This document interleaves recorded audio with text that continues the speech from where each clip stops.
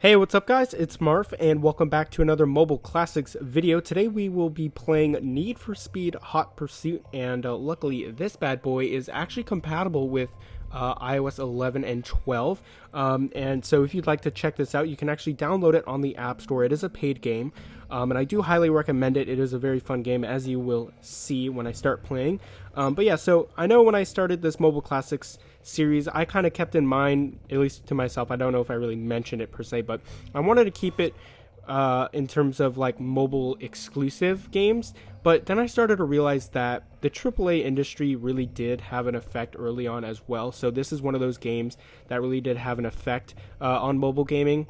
So they did have previous Need for Speed games on iOS. I believe Need for Speed Undercover did have an iOS release, but unfortunately that has been completely taken down off the App Store and I have no access to it. So unfortunately, Need for Speed Hot Pursuit is the oldest Need for Speed that I have access to. But nonetheless, it was the first one that I played on iOS, and the one that I most enjoyed. Need for Speed Most Wanted was a great one, but Need for Speed Hot Pursuit was really where it started it all for me, at least on mobile.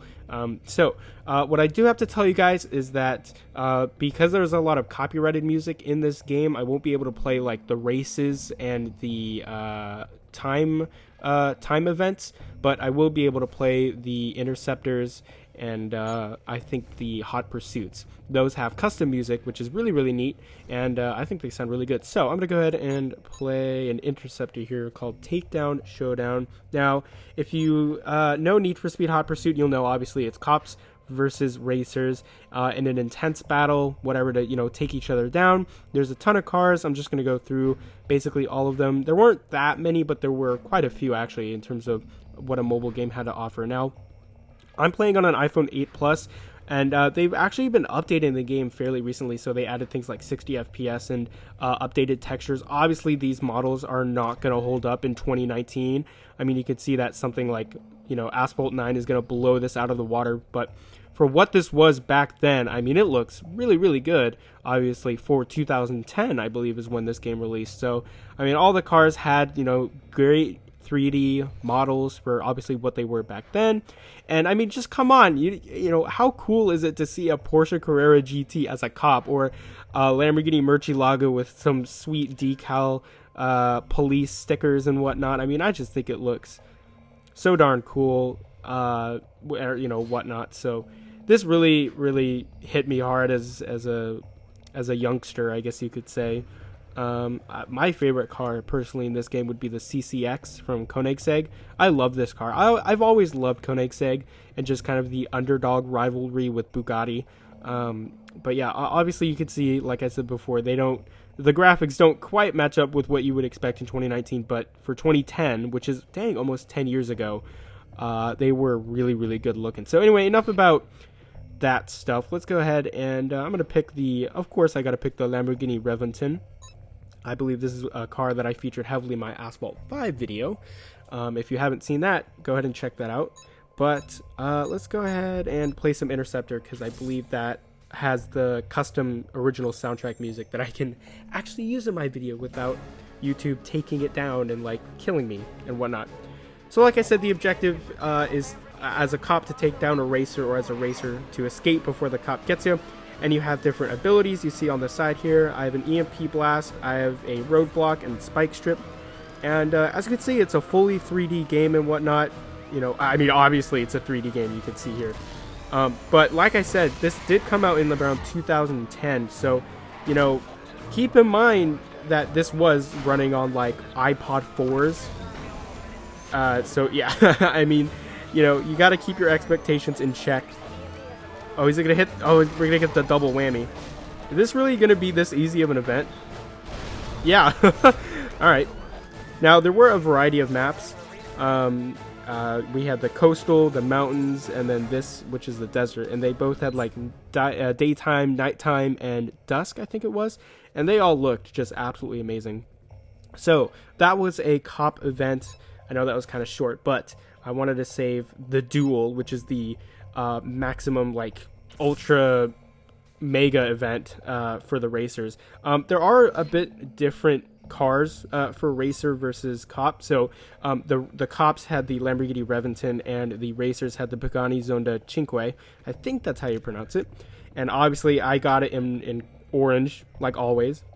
And look at how good this looks. I mean, obviously, like I said, for the millionth time, but this is one of the only games at the time where it let you like look around in terms of the models and let you explore the cars. And you can actually see, well, that's a bit of a glitch there, the Lamborghini Reventon at the background.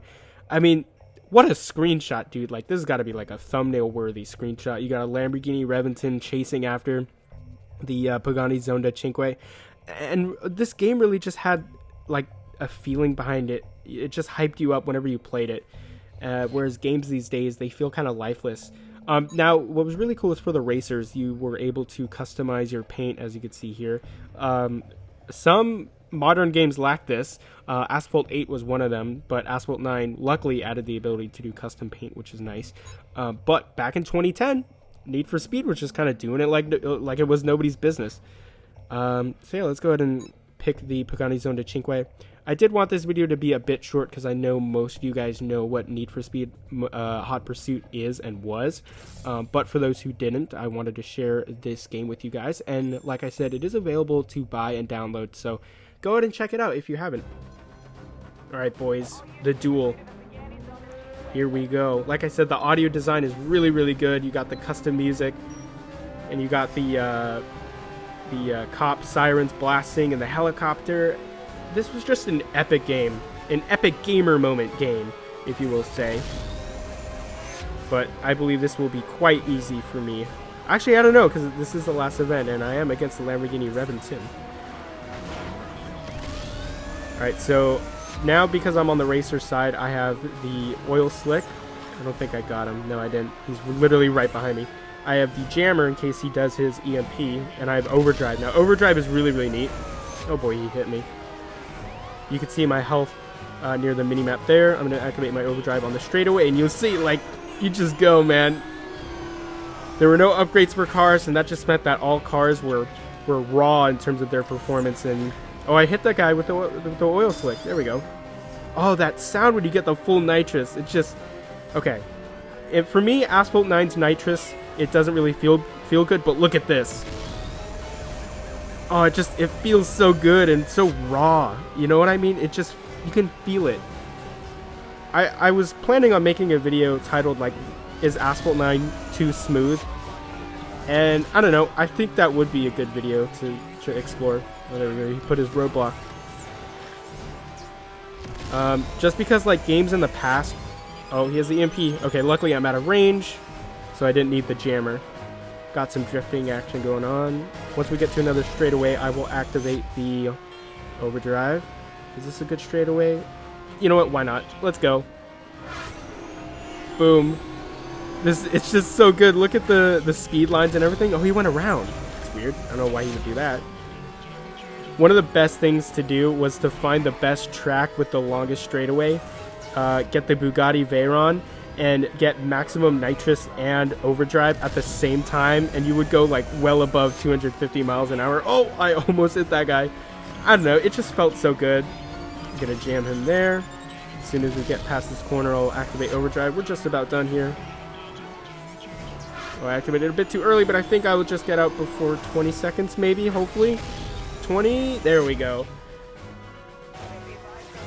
3 stars, there we go, I still got it. I actually haven't played this game in a while. I just kind of hopped on. I am max rank for both racer and cop. So it did, you know, it actually took me a while to get to maximum rank. There was a bit of a grind there. I did enjoy it. So yeah, that was Need for Speed Hot Pursuit. And I don't know, it was just a really solid game, and it really proved that the AAA industry could make its way onto mobile. Obviously, it didn't compare to the console and PC versions of Need for Speed Hot Pursuit, but in my opinion, if you were on your phone, in the car, or on a train, Need for Speed Hot Pursuit was a great game to play, especially if you wanted that feel of playing Need for Speed Hot Pursuit on a console or a PC. It really did give that experience that, you know, you could put in your pocket. There was local multiplayer, which was awesome. I played it a lot with my friends. I really enjoyed it. And yeah, I mean, that's really about it. There is a quick race mode, but I'm not really gonna, you know, dive deep into that. It's fairly obvious what this is, but yeah, I know this was a bit of a quick mobile classics video, but I just wanted to mention that, you know, the AAA industry really did have an impact, and this was really one of those games that I really, really did enjoy, coming from a franchise that wasn't known for mobile games. Obviously, Need for Speed is more of a AAA PC console game, but it did make its way onto mobile, and it's still on mobile, Need for Speed No Limits, but you guys know I think it's trash, but anyway, guys, thank you very much for watching this video. I hope you enjoyed, and I will catch you guys in the next one.